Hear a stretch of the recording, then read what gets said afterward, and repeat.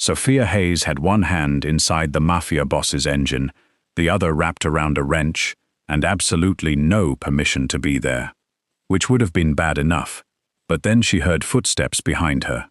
Slow footsteps, measured footsteps, the kind that didn't belong to a gardener, or a driver, or one of the housekeepers carrying laundry.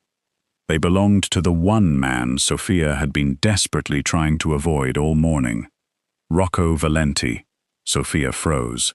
The wrench stopped moving. Her grease-covered fingers remained exactly where they were beneath the hood of his black luxury car. For 3 long seconds, she didn't breathe. Then she quietly looked toward the reflection on the polished fender. Black trousers, dark shirt, broad shoulders, a familiar watch, and the unmistakable silhouette of a man who had spent years making powerful people nervous simply by walking into a room. Rocco was standing directly behind her. Sophia closed her eyes. Of course, of all the moments in her life, this was the one where the universe decided to give her terrible timing. She had survived spilling coffee on an accountant.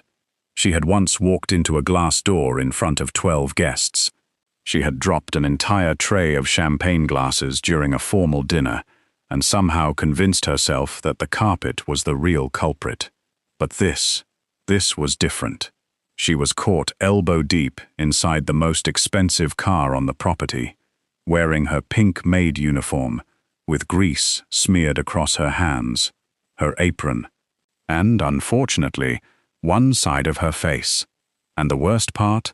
She wasn't even supposed to know how to fix a car. To everyone inside the Valenti estate, Sophia was the sweet, slightly clumsy maid, the woman who could polish a silver tray until it looked like a mirror, then turn around and trip over the rug underneath it.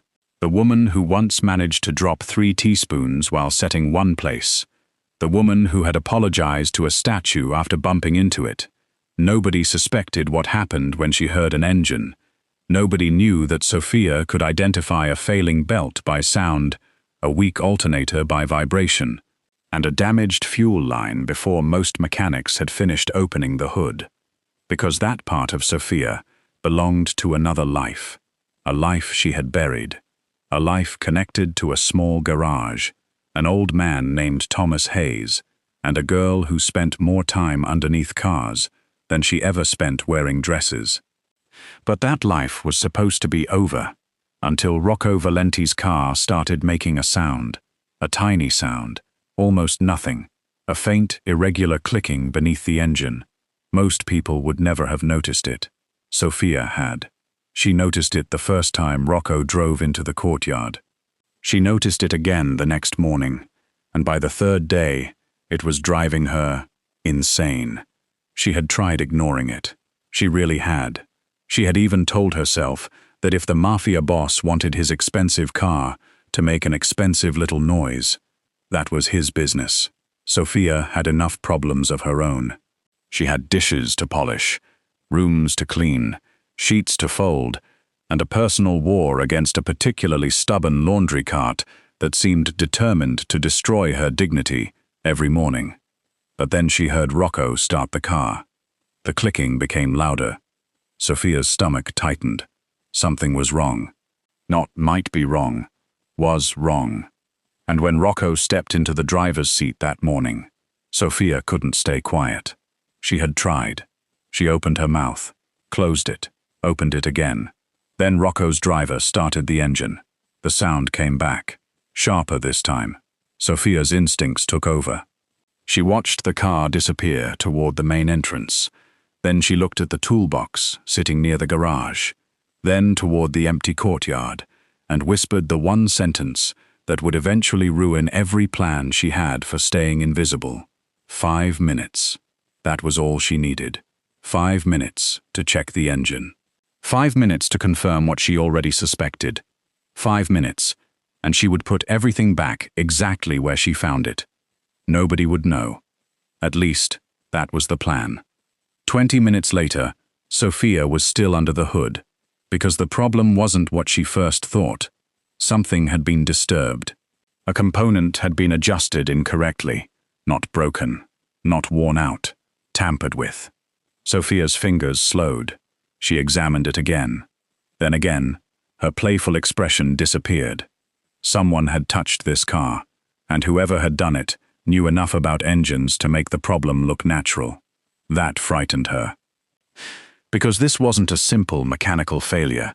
Someone had deliberately changed something that could become dangerous at high speed.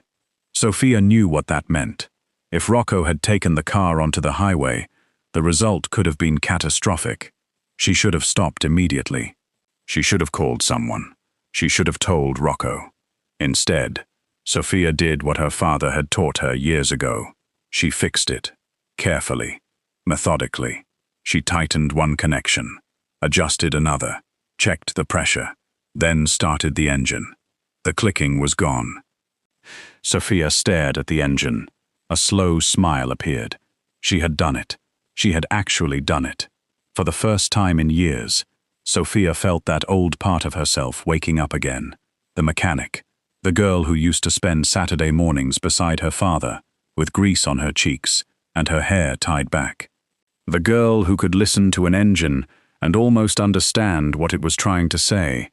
She smiled, then remembered where she was. Oh no!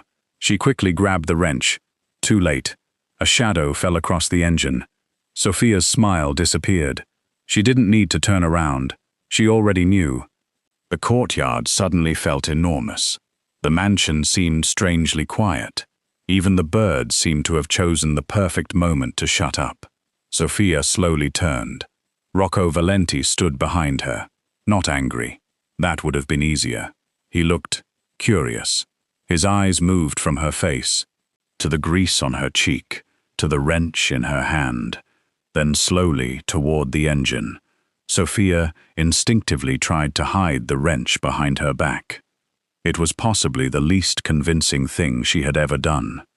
Rocco's gaze dropped to it, then returned to her face. Sophia gave him a nervous smile, a very small one, the kind people gave when they had absolutely no reasonable explanation for why they were standing inside someone else's engine. Rocco didn't say anything. He simply walked closer. Sophia took one tiny step backward. He took one forward. She stopped. There was nowhere left to go. The car was behind her. Rocco was in front of her, and the evidence was literally covering her hands. His eyes narrowed slightly. Then he looked at the perfectly running engine, back at Sophia, and finally, he spoke. Who taught you? Sophia's heart dropped. That wasn't the question she expected. She had prepared excuses. She had prepared apologies. She had even prepared a completely ridiculous explanation involving the car somehow repairing itself. But she hadn't prepared for these. That, because Rocco wasn't asking why she had touched his car. He wasn't asking why a maid had a wrench. He wasn't even asking why she'd lied about knowing anything about mechanics. He wanted to know, Wu had taught her. Sophia looked down, and suddenly, the grease on her hands didn't feel funny anymore, because there was a name attached to the answer. A name she hadn't spoken aloud in years. Her father's, Thomas Hayes, the man who had taught her how to rebuild engines, how to recognize danger, how to trust her hands, and how to never underestimate a machine just because it looked harmless. Sophia had spent years trying to forget that life. She thought becoming a maid would make it easier. She thought staying quiet would keep her safe. She thought nobody would ever discover what she could do. She was wrong, because standing in front of her was Rocco Valenti, the coldest man in the estate, the man everyone feared, the man whose car she had just secretly repaired. And he was looking at her like he had finally discovered something nobody else had noticed. Something important, something dangerous, something that made the quiet maid he'd barely noticed suddenly very interesting. And Sophia still didn't know that the problem she had just fixed wasn't the only thing wrong with Rocco Valenti's car. Someone had sabotaged it, someone inside the estate, someone who knew exactly where Rocco would be, when he would leave, and how fast he would drive. And by fixing that engine, Sophia hadn't just saved the Mafia boss's life. She had accidentally placed herself directly in the middle of a deadly betrayal, because the person who had tampered with Rocco's car was about to realize that the supposedly clumsy maid had discovered what they were hiding. And once they realized that, Sophia Hayes would no longer be invisible. She would become the one person they needed to silence. For several seconds after Rocco asked the question, Sophia Hayes could only stare at him. "Who taught you?" The words were simple, but to Sophia, they opened a door she had spent years keeping locked.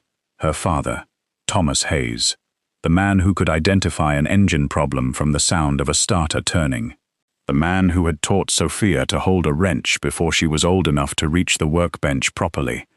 The man who used to tell her that machines were honest, because unlike people, they couldn't pretend something was wrong when it wasn't. Sophia swallowed. She looked down at her hands. Grease had worked its way beneath her fingernails. Her pink maid uniform was stained. One cheek was probably black. She looked ridiculous. Rocco looked terrifyingly composed. And somehow, that made the entire situation even worse. Sophia finally admitted that her father had taught her. Rocco's expression didn't change, but his attention sharpened. He glanced toward the engine, then toward the wrench, then back to her. He wanted details. Sophia could tell, but she wasn't ready to give him everything. Not yet. She explained that her father had owned a small repair shop. She'd grown up around cars. She'd learned by watching him. Then life had changed. Her father died. The shop disappeared, and Sophia had stopped working on cars altogether. Rocco listened without interrupting. That alone unsettled her. Most powerful men she'd encountered liked filling silence. Rocco seemed to use silence as a weapon. He simply stood there, letting her hear her own memories. Then he looked at his car again. The engine was running perfectly. Rocco asked how she knew what was wrong. Sophia shrugged. She didn't know how to explain that some things were simply familiar. She could hear an engine the way other people heard a voice. A tiny change, a vibration, a rhythm that didn't belong. Rocco seemed unconvinced. Sophia immediately became nervous. So she did what she always did when nervous. She talked too much. She tried explaining that she wasn't actually a mechanic. Then remembered she'd just fixed his car. She tried explaining that she was only checking it. Then remembered she'd already repaired it. Finally, she suggested the car might have fixed itself. Rocco stared at her. Sophia wished the ground would open. It didn't. Apparently even the earth had decided to abandon her. Rocco's mouth twitched. Barely. Sophia noticed. She wasn't sure whether she had just seen a smile or the beginning of a threat. Either way, she decided to stop talking. Rocco's mechanic arrived 20 minutes later. He inspected the engine, then inspected it again. The man had worked for Rocco for years. He knew exactly what he was doing. But after several minutes, he looked confused. The adjustment Sophia had made was correct. More than correct. It had prevented a serious failure. The mechanic asked who had worked on the car. Rocco looked at Sophia. Sophia looked at the ground. The mechanic followed his gaze, then looked back at Sophia. The silence became almost comical. Finally, Rocco told him. The mechanic stared. Apparently, he had never expected the quiet maid to know more about engines than half the people in the garage. Sophia wanted to disappear. Instead, Rocco told the mechanic to inspect the entire vehicle, not just the damaged component. Everything. And that was when the atmosphere changed. The mechanic discovered something else. A small alteration. A component had been adjusted in a way that didn't belong there. It hadn't failed yet. It had been positioned to fail later. At speed. On the road. Rocco's expression became completely cold. Sophia noticed the change immediately. The teasing man she'd just been speaking to disappeared. The Mafia boss returned. He asked how long the mechanic thought the car could have remained functional. The answer was uncomfortable. Not long. If Rocco had driven the car to his scheduled meeting that morning, he might have lost control at high speed. The courtyard went silent. Sophia's stomach dropped. She had thought she was fixing a car. She hadn't realized she'd interrupted an assassination. Rocco looked at her. His expression softened slightly. Then he asked why she hadn't told anyone. Sophia admitted she hadn't wanted to cause trouble. Rocco's jaw tightened. She had just discovered someone had tried to kill him, and her biggest concern had been getting in trouble for touching his car. That was Sophia Hayes. By sunset, the entire estate was under heightened security. The garage was sealed. Every vehicle was inspected. Employees were questioned. Security footage was reviewed. Sophia was told to remain inside. She didn't like being told anything, especially when it came from a man who looked like he had never heard the word please in his life. But she understood. Someone had tried to kill Rocco, and now, whoever had done it knew someone had discovered the sabotage. That someone was her. Sophia returned to her room that evening. She washed the grease from her hands, then stood in front of the mirror. For a moment, she barely recognized herself. The clumsy maid was back. Pink uniform, neat hair, soft expression. Nothing about her looked dangerous. And yet, somewhere beneath that harmless appearance was the girl her father had raised. The girl who knew engines. The girl who could recognize sabotage. The girl who had just saved a Mafia boss's life.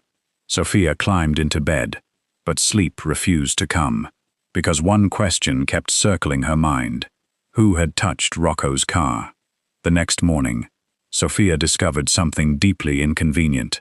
Rocco Valenti was watching her. Not obviously.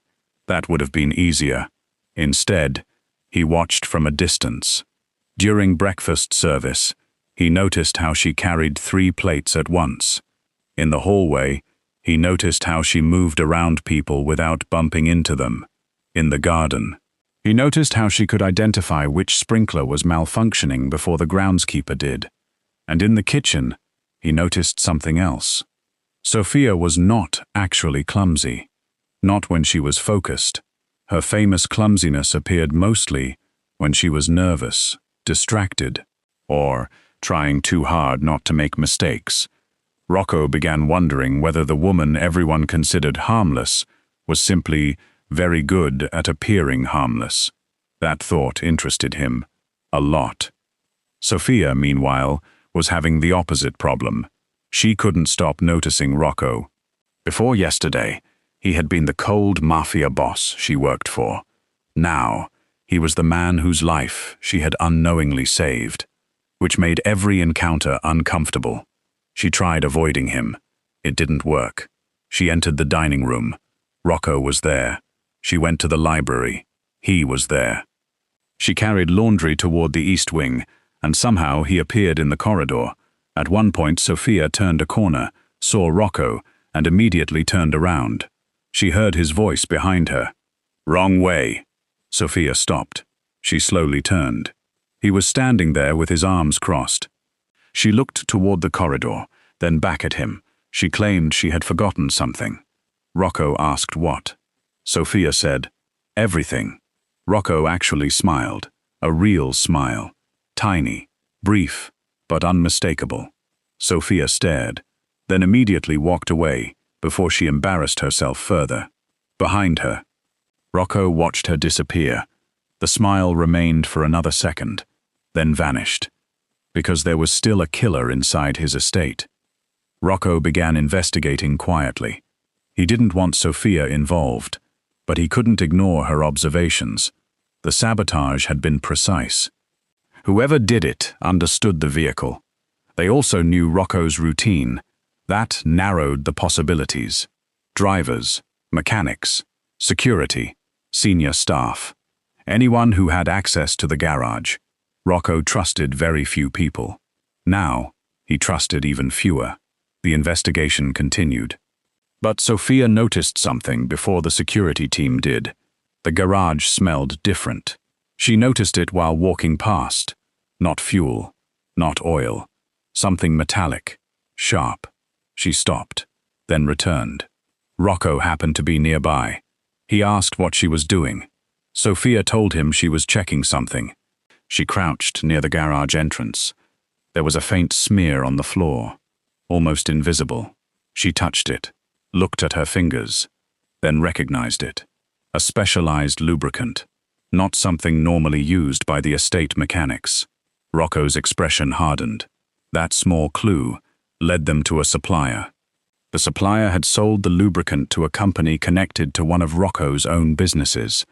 The trail was getting closer. Sophia had just found another piece, and without realizing it, she was becoming part of Rocco's investigation.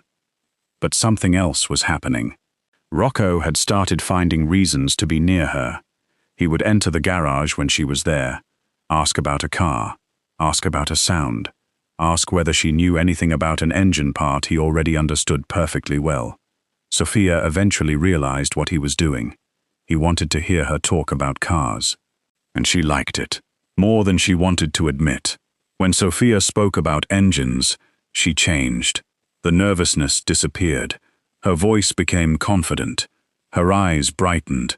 Her hands moved as she explained things. Rocco watched. Not the way a boss watched an employee. Differently, Sophia noticed. That made her nervous again. Then she dropped a screwdriver. It bounced across the garage floor. Rocco looked at it. Sophia sighed. There she is. She frowned. Who? The Clumsy Maid.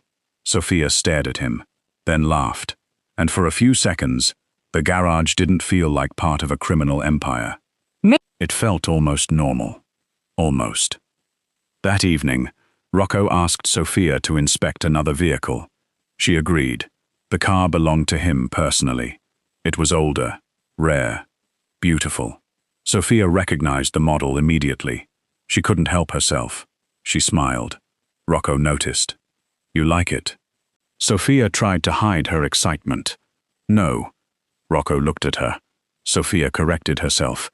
Maybe. He handed her the keys. Sophia blinked. He told her to start it. The engine roared. Sophia's entire face changed. She smiled like a child. Rocco watched, and something inside him shifted. He had seen people react to his money, his power, his name. Sophia reacted to an engine. Not him, not his wealth, not his reputation, just the machine. For a man who had spent his entire life surrounded by people who wanted something from him, that was strangely refreshing. But the moment was interrupted. One of Rocco's men entered the garage. He had found something. Security footage from the night before the sabotage. A figure had entered the garage, face hidden. But the person had been wearing a distinctive watch. Sophia looked at the image, then froze. She recognized the watch. She had seen it before. On one of Rocco's senior men, Marco Russo. Sophia said nothing. Not yet. She needed to be certain, because accusing a man who had served Rocco for years, without proof, could get someone killed, and Sophia didn't want blood on her hands, so she kept watching, and waited. The following week, Sophia's relationship with Rocco changed in small ways. He began trusting her with his cars. She began spending more time in the garage, and the estate staff started noticing. The feared Rocco Valenti was allowing a maid to stand beside him while he worked on his vehicles. Sometimes they talked. Sometimes they didn't. Sometimes Sophia would explain something for 10 minutes, only for Rocco to realize he'd known the answer already. He didn't interrupt. He simply liked listening to her. Sophia eventually teased him about it. She told him that for someone who supposedly hated unnecessary conversation, he asked an impressive number of questions. Rocco told her she was becoming difficult. Sophia smiled. She said she thought he'd noticed. That earned another brief smile. Their chemistry was becoming impossible to ignore. But neither crossed the line. Not yet. Because there was still danger. And because Sophia carried something inside her that Rocco hadn't fully understood. One afternoon, Rocco found Sophia sitting alone near the garage. She wasn't working. She was holding an old photograph. A young Sophia stood beside her father.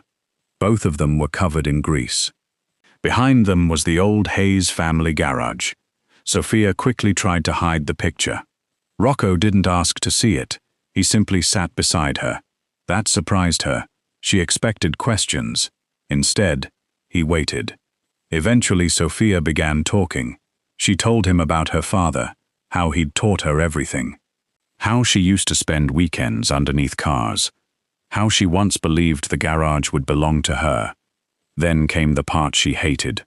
After her father's death, the debts appeared. The business collapsed. Sophia had tried to save it. She couldn't. The garage was sold. The tools were scattered. The sign came down, and Sophia stopped touching cars. She took whatever work she could find. Eventually, she became a maid. Not because she wanted to, because she needed somewhere stable. Rocco listened. He didn't offer money, didn't offer pity, didn't tell her everything would be fine. He simply told her that her father would probably be proud. Sophia looked at him. That sentence hit harder than she expected. She had spent years wondering whether her father would recognize the woman she'd become. Rocco seemed certain he would. Sophia looked away quickly. She didn't want him to see her eyes filling. But he did. He just pretended he didn't. That night, Sophia returned to the garage. She couldn't sleep. She walked toward Rocco's old car, ran her fingers along the hood, then stopped. Something felt wrong. Not mechanically, emotionally. The garage had been disturbed. A toolbox was slightly out of place. Sophia noticed immediately. She opened it. Nothing. She checked the workbench. Nothing. Then she saw a small piece of paper tucked beneath a rag. Sophia pulled it out. There were numbers written on it. Dates, times, vehicle descriptions. She recognized Rocco's schedule. Her heartbeat increased. This wasn't a mechanic's note. It was a record. Someone had been tracking Rocco's movements. Sophia looked toward the garage entrance. Empty. She quickly took a photograph of the paper, then put it back exactly where she'd found it. She didn't know who had left it, but she knew one thing. The sabotage wasn't an isolated attempt. Someone had been planning something much bigger. The next morning, Sophia quietly told Rocco what she'd found. His reaction was immediate. He didn't panic. He didn't raise his voice. He simply took the photograph from her phone, studied it, and went completely still. The dates matched several private meetings. Meetings only a handful of people knew about. Someone had been monitoring him for weeks. Rocco looked at Sophia, then asked whether anyone had seen her near the garage. She thought about it. One person came to mind. Marco. Again. But this time, there was something else. The previous evening, Sophia had seen Marco leaving the garage. He'd told her he was checking inventory, but the inventory sheet on the desk had already been signed. Sophia had noticed that. She hadn't thought much of it then. Now, it mattered. Rocco told her to stay away from Marco. Sophia agreed, but she didn't tell him everything, because she had started remembering another detail, a detail she hadn't understood until now. The night she first saw Marco near the garage, he wasn't wearing his usual watch. He had been wearing a different one, the same watch from the security footage. Sophia finally understood. The person in the footage wasn't merely someone who looked like Marco. It was Marco, and the man who had tried to kill Rocco was someone Rocco trusted enough to leave his back unguarded. That afternoon, Rocco announced he would be leaving the estate for a private meeting. Sophia knew the meeting was real, but she also knew something else. Rocco had deliberately made sure Marco knew about it. It was a test, a trap. The entire security team was prepared. The car was inspected. The roads were monitored. Everything looked normal. Rocco walked toward the vehicle. Sophia watched from the courtyard. He stopped beside the driver's door, then looked back at her. Their eyes met. For 1 second, there was something unspoken between them. Trust. Rocco got inside. The car started and drove through the gates.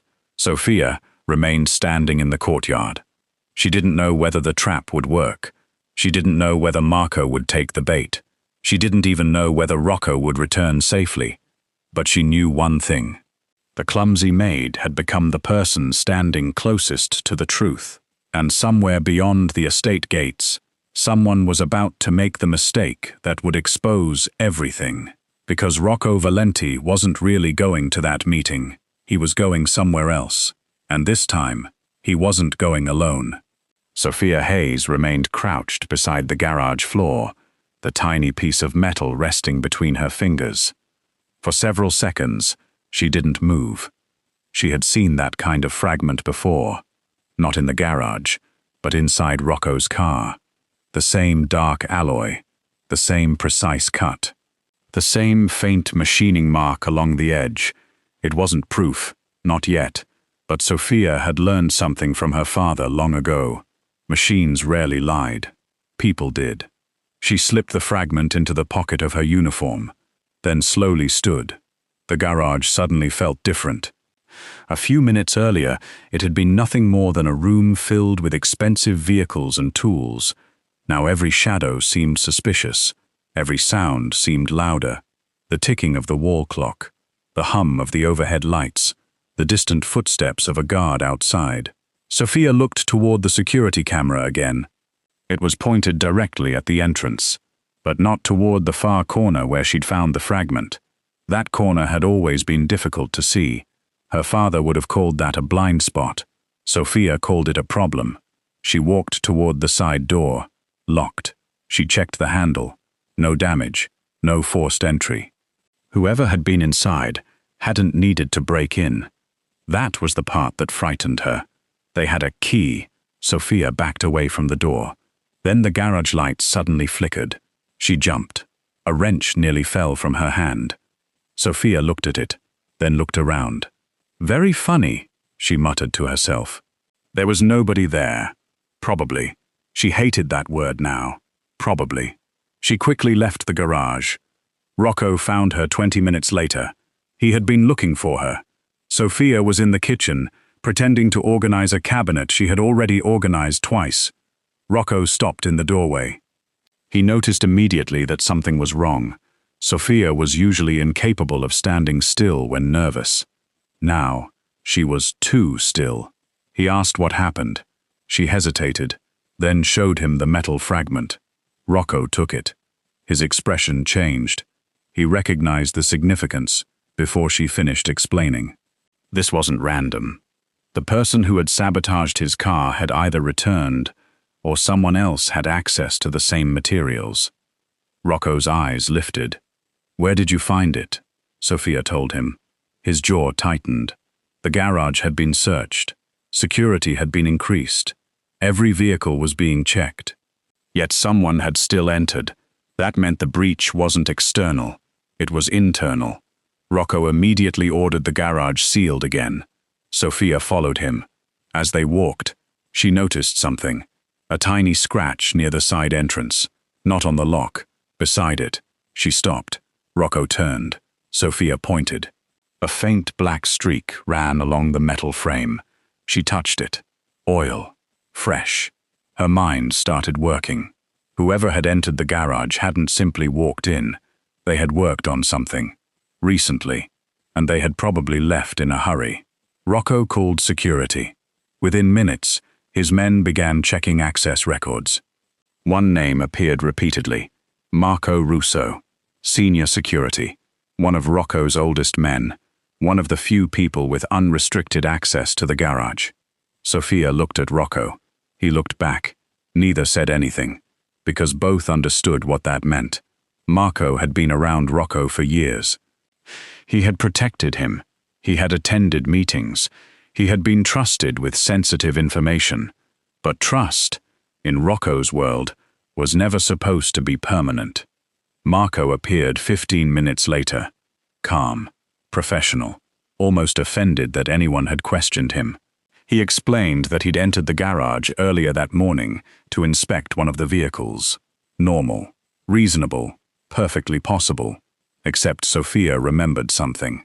Marco had been wearing gloves, and she'd noticed something strange about them. A dark grease stain on his right thumb. Exactly where someone would have touched the component she found. She said nothing. Not yet. Rocco didn't accuse him. He simply dismissed him. Marco walked away. Sophia watched him disappear through the doorway. Then she looked at Rocco. He's lying. Rocco's eyes remained on the corridor. I know. Sophia blinked. That answer surprised her. Rocco had known? Apparently, the cold Mafia boss wasn't nearly as easy to fool as people assumed. He had already suspected Marco, but suspicion wasn't enough. He needed proof, and now he had Sophia, the one person Marco had never considered dangerous. That mistake would become expensive. Later that evening, Rocco found Sophia in the garden. She was sitting beneath an old tree with a cup of tea. He approached. She looked up. Am I in trouble? No. That's good. A pause. Am I being fired? No. Even better. Rocco almost smiled. Sophia took another sip, then looked at him carefully. You're doing that thing again.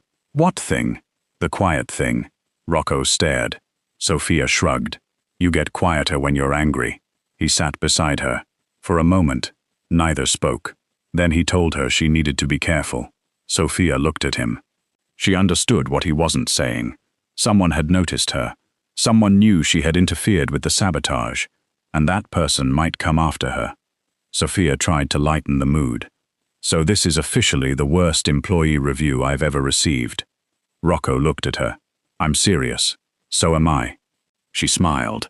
Then the smile faded, because she knew he was right. Something dangerous had begun, and this time, she couldn't fix it with a wrench. The next morning, Sophia woke to find 2 security men outside her room. She stared at them, then at the door, then back at them. One politely informed her that Rocco had increased her protection. Sophia sighed. Do I at least get to brush my teeth alone? The guard looked uncomfortable. Sophia nodded. Excellent. Progress.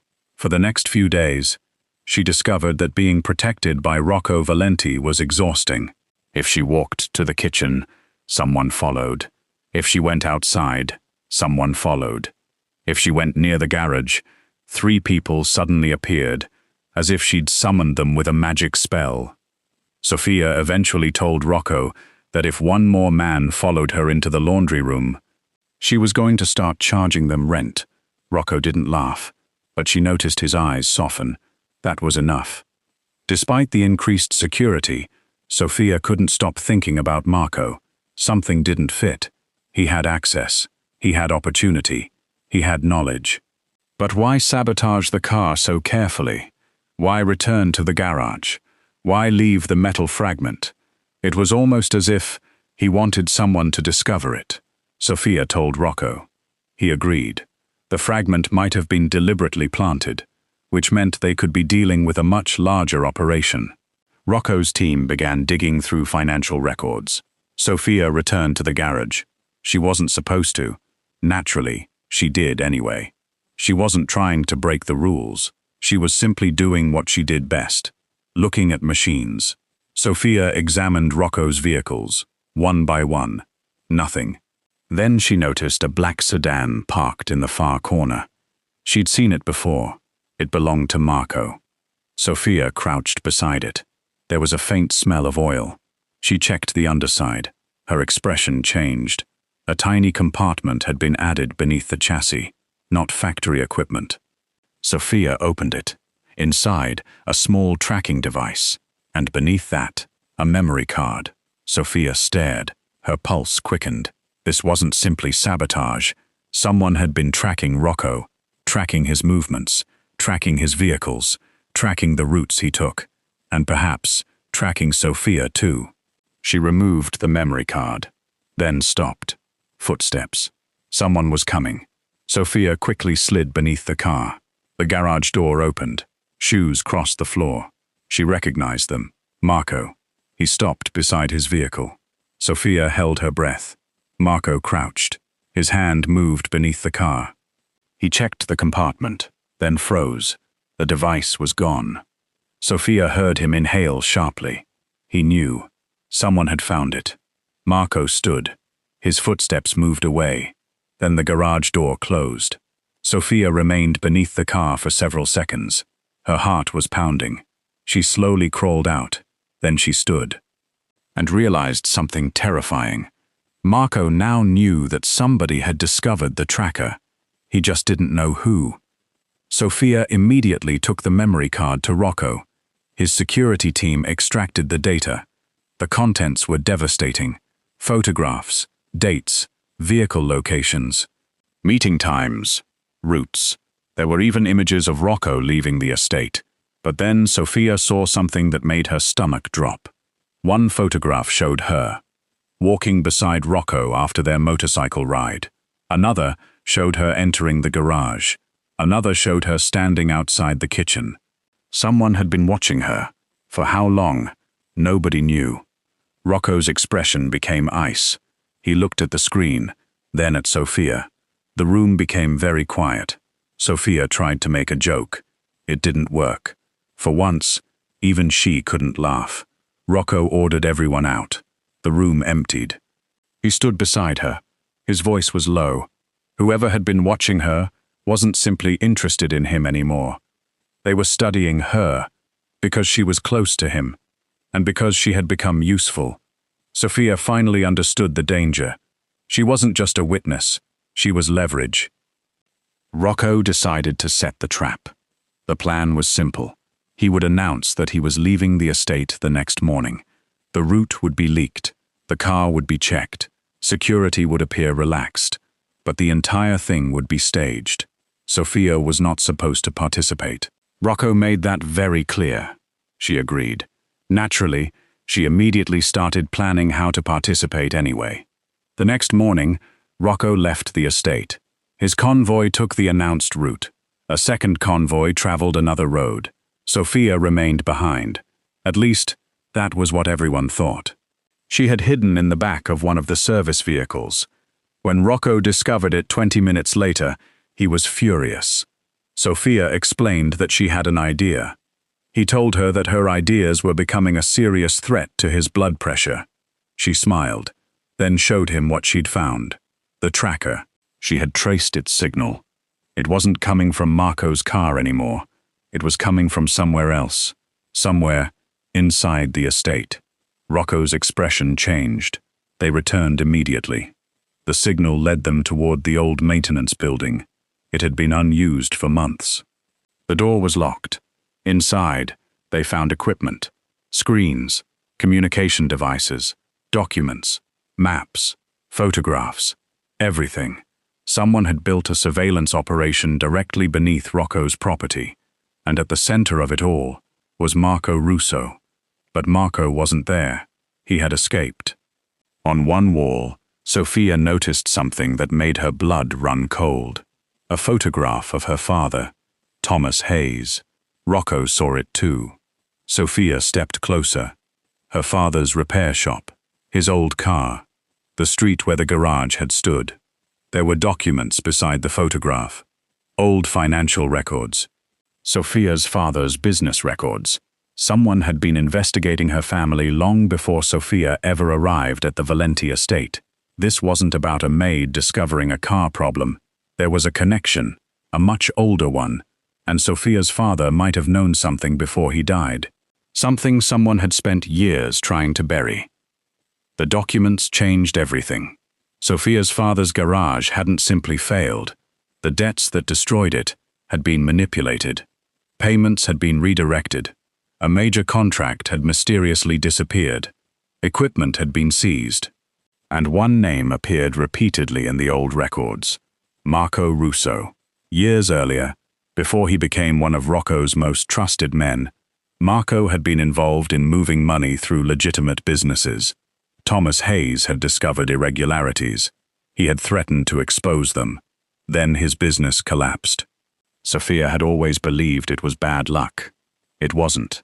Her father's death had not been officially connected to Marco, but Marco had benefited from the collapse. And years later, Sophia had unknowingly walked straight into the home of the man whose organization Marco intended to destroy from within. It was almost too much to comprehend. Rocco didn't tell Sophia to stay out of it. He knew she deserved the truth, but he also knew the truth had made her a target. Marco was still somewhere outside, and he now knew they had found the surveillance room. That night, the estate went into full lockdown. Every entrance was secured, every vehicle checked, every employee accounted for. Sophia was placed in a protected room. She hated it. But this time, she understood why. Rocco remained outside. He refused to leave her alone. Hours passed. Nothing happened. Then, at 2:13 in the morning, the power went out. The estate fell into darkness. Emergency lights flickered on. Sophia heard movement in the hallway. Then a crash. Someone shouted. Footsteps. She opened the door. A guard immediately told her to stay inside. Sophia did, for approximately 5 seconds. Then she noticed something. The emergency lights weren't working in the west corridor. That was strange, because the west corridor led directly toward the old garage. Sophia remembered the surveillance room, the blind spot, the service entrance. She knew where Marco would go. Not toward Rocco. Toward the evidence. Sophia ran. She reached the garage just as Marco entered. He was carrying a bag. He was going to destroy the records. Sophia stayed behind the doorway. She could hear him moving through the room. He didn't know she was there. Then, he spoke to someone through his phone. Sophia listened. Marco wasn't alone. Someone outside was waiting for him. An escape vehicle. Sophia quietly backed away, but her shoe touched a metal tool. It fell. Clang. Marco turned. Silence. Then, his footsteps came toward her. Sophia ran. The chase through the garage was brief, but terrifying. She knocked over a toolbox. Marco reached for her. Sophia ducked. He grabbed the edge of her apron. She slipped free. For a woman known for being clumsy, Sophia had never moved faster. She reached the emergency release. The garage door began opening. Security lights flooded the room. Rocco appeared. Behind him, his men. Marco froze. There was nowhere left to run. Marco's final attempt at escape failed. The evidence was recovered. His network was exposed. The people outside the estate were identified, and the truth about Thomas Hayes was finally uncovered. Marco had spent years believing Sophia was irrelevant, just a maid, just another employee, someone who could be ignored. That arrogance destroyed him, because Sophia had noticed the engine. She had noticed the metal fragment. She had found the tracker. She had connected the old records. And she had followed the evidence when everyone else was looking for a gun. After everything ended, the estate became quiet again. Sophia stood alone in the courtyard, the same courtyard where she had first been caught with grease on her hands. Rocco approached. Neither spoke for a moment. Then Sophia looked at the black car, the same car that had started everything. She smiled. Your car caused a lot of trouble. Rocco looked at it. Technically, you did. Sophia gave him an offended look. He almost smiled. Then his expression softened. Rocco admitted something he'd been avoiding. The day he'd caught Sophia fixing his car, he'd been fascinated by her. Not because she was beautiful, although she was. Not because she was different from the other women around him, although she was. He had been fascinated because she had looked at something broken and instinctively tried to make it better. That was the kind of person Sophia was. She fixed things, even when they weren't hers, even when nobody thanked her, even when fixing them meant reopening wounds she'd spent years burying. Sophia looked down, then admitted that she'd started falling for him long before she realized it. Probably somewhere between the motorcycle ride, the terrible coffee, and the moment he caught a stack of towels before they hit the floor. Rocco raised an eyebrow. The towels? Sophia smiled. You looked ridiculous. For once, Rocco laughed. A real laugh. Quiet, brief, but real. Sophia stared, then smiled, because she had never heard it before, and somehow, that mattered more than anything. A few weeks later, Sophia made a decision. She wasn't going to remain a maid forever. She wanted her father's dream back. Not exactly as it had been. Something new, something hers. A small automotive workshop. Sophia expected Rocco to offer money. He did. She refused. He offered again. She refused again. Eventually, Rocco asked what he was allowed to do. Sophia smiled. Show up. So he did. He showed up to help her find a location. He showed up to inspect the building. He showed up when the sign was installed. He showed up when the first customer arrived.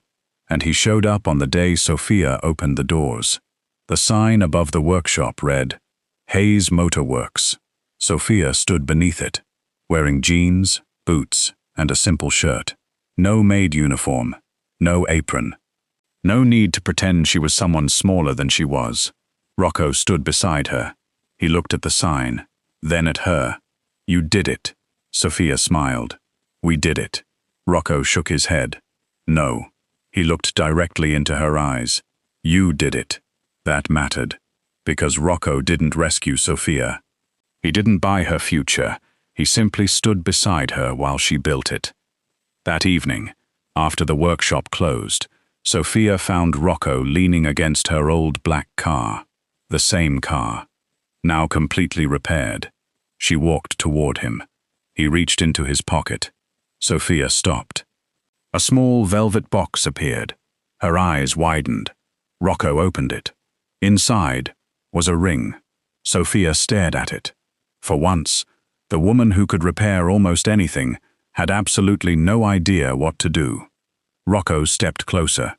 He told her that his life had been built around control. Control over his business, his enemies, his people, his future. Then Sophia had walked into his life, covered in grease, breaking every rule of common sense, and somehow taught him that the best things in life couldn't be controlled. They had to be trusted. Sophia's eyes filled with tears. Rocco asked her to marry him. She didn't hesitate. Yes. He slipped the ring onto her finger, then pulled her into his arms. Sophia laughed through her tears. She looked at him, then at the workshop, then at the old sign bearing her father's name. The future she'd thought she'd lost was standing right in front of her. And the cold Mafia boss, who once seemed impossible to reach, was now the man holding her, as though he had finally found the one thing in his life he would never willingly let go. Sophia rested her head against his chest. Rocco kissed her forehead. No guards, no enemies, no secrets, just them. And for the first time, Sophia didn't feel like the clumsy maid who had accidentally stumbled into a dangerous man's world. She felt exactly where she belonged, beside him. And Rocco? He no longer saw Sophia Hayes as the maid who had secretly fixed his car. He saw her as the woman who had repaired something far more difficult, his heart. If Rocco and Sophia's story kept you watching until the very end, show some love by hitting the like button and subscribing to Mafia Meets Curves for more powerful Mafia romance stories filled with danger, passion, and unexpected love. And before you go, drop your country or city in the comments. I'd love to see where everyone is watching from.